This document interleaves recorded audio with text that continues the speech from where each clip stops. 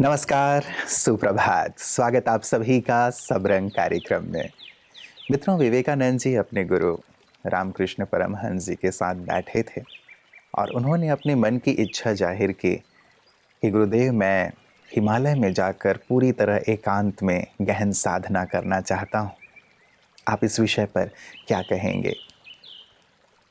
तो परमहंस जी ने कहा कि हमारे समाज में हमारे लोग इतने दुखी हैं, दरिद्र हैं, अशिक्षा चारों ओर फैली हुई है, चारों ओर त्राही त्राही है। ऐसे में इन सबको इस हालत में छोड़ कर के तुम हिमालय में जाकर के समाधि का आनंद लेना चाहते हो, क्या इसे तुम्हारी आत्मा स्वीकार करेगी? एक छोटा सा विचार था, लेकिन बहुत गहन था, महान था, जिसने विवेकानंद जी की पूरी सोच को ही परिवर्तित कर दिया और उन्होंने नर नारायण की सेवा को, दरिद्र नारायण की सेवा को, शिक्षा के प्रचार प्रसार को, आध्यात्म के प्रचार प्रसार को अपना जीवन बना लिया, ताकि सभी लोगों का जीवन उन्नत हो सके, लोग आध्यात्म की ओर बढ़ सकें। सचमुच एक विचार ही होता है मित्रों, जो पूरे जीवन को परिवर्तित कर देता है। हम भी देखें कि हमारे जीवन में परिवर्तन के लिए किन सुंदर बातों की आवश्यकता है। यदि हम उन छोटी छोटी बातों पर गौर करते हैं तो जीवन की पूरी दशा और दिशा ही परिवर्तित हो जाती है। आइए सुंदर विचार के साथ चलते हैं आज के सुंदर सुवाक्य की ओर।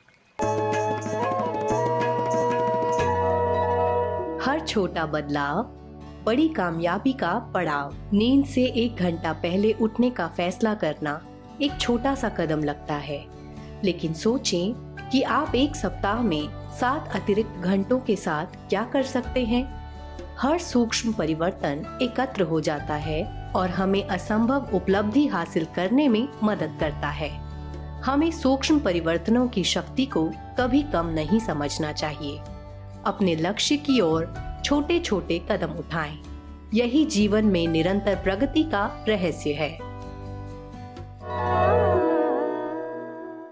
सुंदर और प्रेरक सुवाक्य कि हर छोटा बदलाव हमें कामयाबी की ओर लिए चलता है।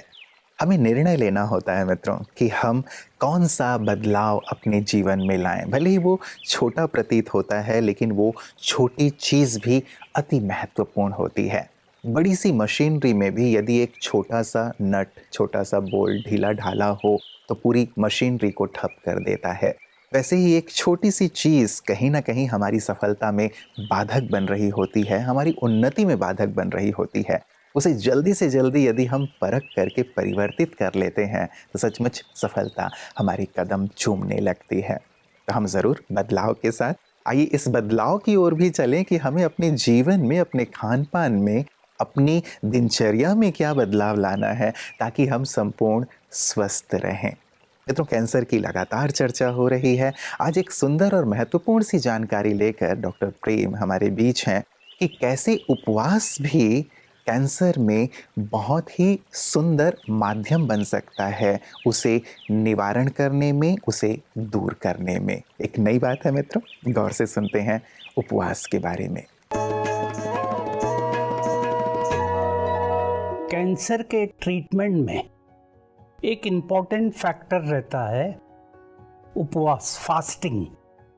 ऐसा देखा गया कि जब हम वीक में फास्टिंग करते हैं, चाहे कुछ भी घंटों का करें, 8 घंटे का करें, 6 घंटे का करें, उस समय हमारे बॉडी के जो टॉक्सिन्स हैं वो बाहर निकलना इजी हो जाता है।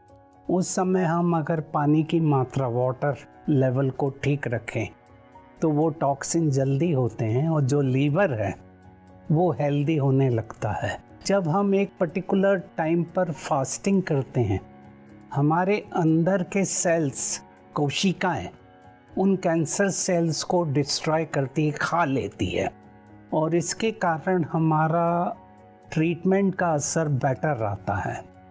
मैं ये नहीं कह रहा हूँ कि हमें कंटिन्यूस फास्टिंग रखना है, पर बीच बीच में फास्टिंग को रखें।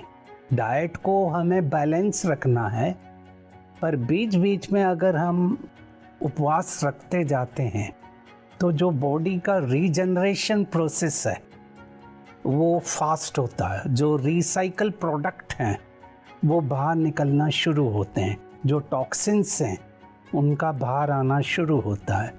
तो अभी भी हम वीक में, महीने में हेल्दी रहने के लिए, कैंसर प्रिवेंशन के लिए, पर्टिकुलर पीरियड के लिए उपवास रखें।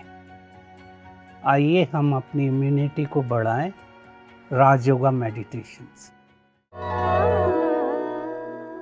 मित्रों, एक उपवास होता है भोजन का, कि हम भोजन नहीं करते हैं और कुछ चीज़ें विशेष रूप से लेकर के उपवास करते हैं, कभी पानी पे रह करके तो कभी फिर जूस आदि पे रह के, तो भोजन का उपवास। लेकिन उपवास का यदि संधि विच्छेद किया जाए तो आध्यात्मिक इसका बहुत सुंदर अर्थ निकल कर आता है, उपवास। उप अर्थात ऊपर और वास अर्थात निवास करना। तो ऊपर परमात्मा के पास निवास करना, उनके सानिध्य में रहना, उनकी शक्तियों से स्वयं को भरना और अपने आप को एनलाइटन करना, ये भी उपवास का बहुत सुंदर सा अर्थ है। और ऐसा ही किया प्रजापिता ब्रह्मा कुमारी ईश्वरीय विश्वविद्यालय की आदि रत्न रहें दादी कमलमणि जी ने, और साथ ही विद्यालय की सेवाओं में बढ़ चढ़कर हिस्सा लेने वाले वल्लभ दादाजी ने। आज 28 अगस्त उनका स्मृति दिवस है। सचमुच इन्होंने अपने पूरे जीवन मानवता की सेवा अर्थ अर्पित कर दिया। ईश्वर के साथ रहते हुए औरों को भी ईश्वर के समीप चलने में मदद की। कैसे ईश्वर से सर्वस्व प्राप्त किया जा सकता है, कैसे उनसे सर्व संबंध निभाए जा सकते हैं, कैसे उनकी मदद प्राप्त की जा सकती है और कैसे उनके प्रकाश को स्वयं में भरकर विश्व को प्रकाशित किया जा सकता है, ये इन्होंने अपने जीवन से सबको सिखाया। आइए महकती यादों में इनके जीवन के प्रेरक प्रसंगों को देखते हुए हम भी प्रेरित होते हैं। आदि रत्नों में रत्न विशेष अपने नाम के अनुरूप कमल पुष्प समान पवित्र, न्यारी और प्यारी दादी कमलमणि जी यज्ञ की आदि रत्न थी। 1937 में सिर्फ 6 वर्ष की आयु में आप दादा लेखराज के खोले गए बोर्डिंग में आई। मिट्ठू दादी आपकी लौकिक बहन थी। 1952 में बाबा ने आपको सेवार्थ दिल्ली के राजौरी गार्डन में भेजा। कुछ समय गुड़गांव में सेवा करने के पश्चात आप कमला नगर में चली गई। उसके पश्चात बाबा ने आपको माताओं की सेवा के लिए कृष्णा नगर सेवा केंद्र पर भेजा। आपको बाबा का वरदान था कि आपको हर चीज सहज मिलेगी और यह साकार भी हुआ। कमलमणि दादी जी के रहते वहां पर 13 से 14 सेवा केंद्र और लगभग 60 से 70 गीता पाठशालाएं खुली और 150 बहनें समर्पित भी हुई। आपने कृष्णा नगर सेवा केंद्र पर 45 वर्षों तक ईश्वरीय सेवा की।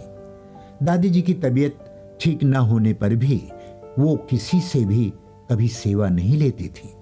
आपने 28 अगस्त 2018 को अपने पुराने शरीर का त्याग किया और अव्यक्त वतनवासी हो गई। ऐसी न्यारी और प्यारी यज्ञनिष्ठ आदि रत्न सर्व स्नेही कमलमणि दादी जी को उनके पुण्यतिथि पर हम बहुत याद करते हैं और उनके गुणों को अपने जीवन में धारण करने का प्रण करते हैं।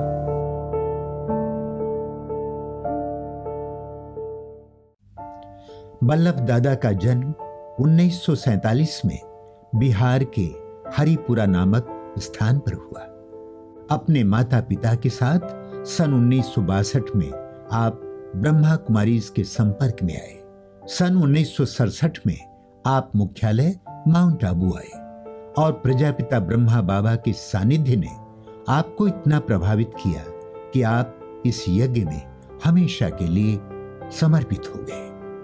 यज्ञ की कोई भी खरीदारी से लेकर सभी अन्य विभागों की देख रेख के लिए आपको निमित्त बनाया गया। आप अनाज विभाग के मुख्य निमित्त बने।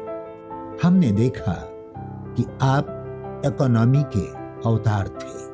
कहाँ पर कौन सी वस्तु सस्ते दाम में मिलती है तो उसकी आप खरीदारी करते थे। यज्ञ की कोई चीज वेस्ट ना जाए, इस पर भी आपका बहुत ही ध्यान रहता था। आपके समर्पण, निश्चल स्वभाव और प्रभु प्रेम को याद कर हम प्रेरित होते हैं।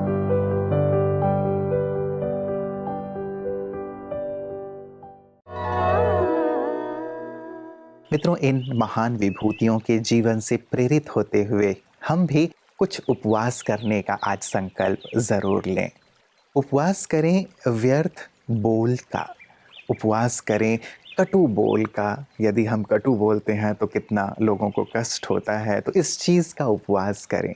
उपवास करें व्यर्थ चिंतन का, कोई भी व्यर्थ हमें अब परेशान ना करे और ना ही हमारा वक्त जाया करे। उपवास करें व्यर्थ में अपने टाइम को वेस्ट करने का।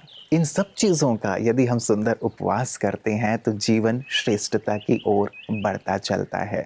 सच में मित्रों, उपवास ऐसी चीज़ों का होना चाहिए जो हमें बुराइयों से दूर करने वाला हो, हमें अच्छाई की ओर ले चलने वाला हो, प्रकाश की ओर ले चलने वाला हो। और कैसे ये उपवास किया जा सकता है, कैसे इसे सहज सरल बनाया जा सकता है, यही सुंदर जीवन जीने की कला ब्रह्मा कुमारी बहनें सभी को सिखाती हैं। और उनकी इस सेवा को हम देखते हैं पीस न्यूज़ हाइलाइट्स में। मुंबई के नेपियन सी रोड सेंटर ने जैन पर्युषण पर्व के शुभ अवसर पर पर्युषण पर्व प्रचार माला का आयोजन किया।